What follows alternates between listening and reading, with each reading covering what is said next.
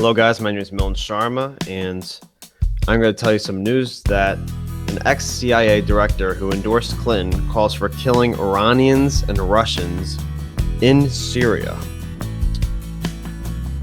So let's take a look. This is from The Intercept. It was written by Murtaza Hussein, August 9th, 2016. Former acting CIA director Michael Morell said in an interview Monday that U.S. policy in Syria should be to make Iran and Russia, quote, pay a price by arming local groups and instructing them to kill Iranian and Russian personnel in the country. And now just looking at that, local groups, arming local groups, this means basically rebels that we have no idea who we're giving arms to and could turn on us, basically. And instructing them to kill Russians would obviously anger Assad. It would make a war with local groups, and all right, it would make Putin angry at us for funding these local groups, so they'll start bombing them. And in fact, Assad would get angry at them, and that would create a whole other chaos. I can go on, but let's continue with this. Morell appeared on the Charlie Rose show on PBS in the wake of his publicly endorsing Hillary Clinton on the New York Times opinion pages. Clinton has expressed support for increased military intervention in Syria against Bashar al-Assad's Syrian government. Iran and Russia are backing Assad. So this is when I stop here and analyze this. If you analyze this, it says she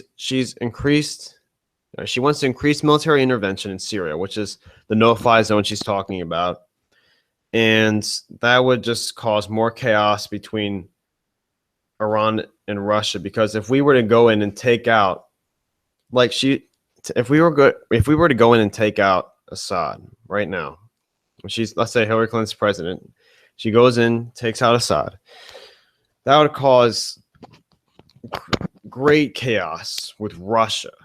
We're already in tensions with them now. Can you imagine if we took out Assad, what Russia would do? If we created a no-fly zone, if we shot a Russian plane out of a no-fly zone in the Middle East, what they would do? Could you just imagine the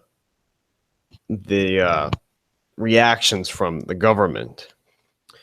And Hillary Clinton, was angry at Obama for not supporting arms to Ukraine to defend themselves, to avoid a conflict with Russia, which I agree with President Obama on. Anyway, let's not get off track. I'll continue. What they need is to have Russians and Iranians pay a little price. A little price. Like I said, a little price in there. When we were in Iraq, the Iranians were given weapons to the Shia militia who were killing American soldiers, right? The Iranians were making us pay a price. We need to make the Iranians pay a price in Syria. We need to make Russians pay a price. Okay, so first of all, when he says we need to make Iranians pay a price, now we just signed the Iran deal with them. Okay, they're not going to build any. They cannot, under this deal, they cannot build any nuclear weapons because they'll have surveillance of us and themselves as well. But we could go in there and we can survey what they're doing with their systems. And the deal calls for almost completely eliminating their uranium. So if we take revenge on them and attack them, they could pull out of this deal. I mean, they would get. I mean, this doesn't make any sense whatsoever. Why we just made a deal with them. Why would you want to attack the Iranians? They're not the ones that funded the 9/11 rebels who attacked us on 9/11. Saudi Arabia did. That's number one. We're funding Saudi Arabia, who in fact funds terrorism, funds Islamic fundamentalism. That's what we gotta stop doing. So I already explained Russia earlier. Oops. Morell said the killings of Russian and Iranians should be undertaken covertly, so you don't tell the world about it. You don't stand up at the Pentagon and say we did this, but you make sure they know it, and in Moscow and Tehran. Doesn't make, I don't know. Morell also proposed that U.S. forces begin bombing Syrian government installations, including government offices, aircraft, and presidential guard positions. Again, this would create even more of a conflict with Russia. Again, as I explained earlier. The former acting CIA director said that he wanted to quote, scare Assad. Morell clarified that he wasn't actually calling for Assad's assassination. Okay, so he wasn't, okay. So he's not calling for Assad's assassination, but he's not, but he's inferring that basically. He's basically inferring to, so he's calling for the bombing of the Syrian government installations, including government offices, aircraft, presidential guard, and presidential guard positions, but he's not calling for the assassination of him. Okay. He compared his proposal to American support for groups that targeted Russian forces in Afghanistan during the 1980s, efforts that later helped incorporate Al-Qaeda. He seemed unconcerned about how other parties might respond to such actions, like I've just explained, how Russia would respond to us doing so, and the Iranians with the nuclear deal that we've created with them. Beyond speculating that they might provide leverage for future negotiations, such as the Iranian deal. If you put into effect, Morell's plans would entail a massive escalation of American covert military involvement in Syria that would bring the United States much closer to direct confrontation with Russia and Iran, like I explained earlier. And we got rid of Saddam Hussein, and that destabilized the region entirely. So how would getting rid of Assad help the situation? How? Morell's endorsement of Clinton was quickly seen as a sign that he was interested in the role in a possible Clinton administration. He wrote that Clinton would be a highly qualified commander-in-chief and a, quote, proponent of a more aggressive approach, meaning neocon policy advisors in her board, more interventionists, etc. Morell told Rose that he had not discussed his proposal to kill Russian and Iranian personnel in Syria with Clinton, though he believed she was supportive of efforts to gain, quote, diplomatic leverage. Oh, man.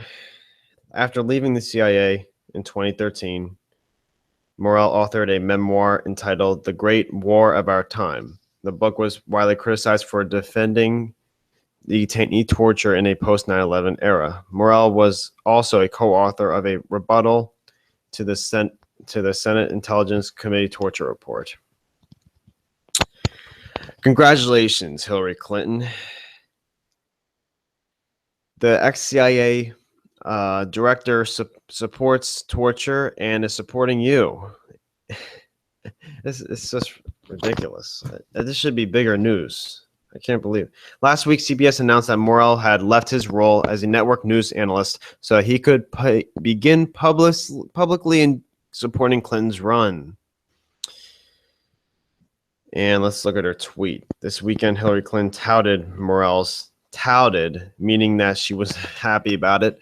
She will deliver on the most important duty of a president, keeping our nation safe.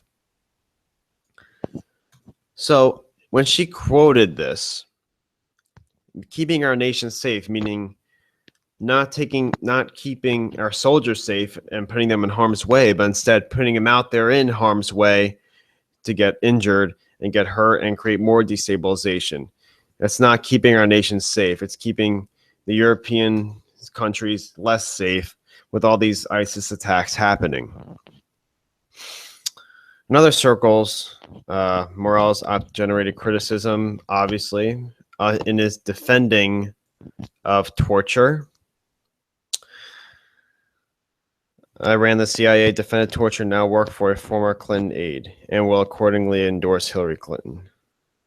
Wow, that's what he said. Wow. Let me open that up.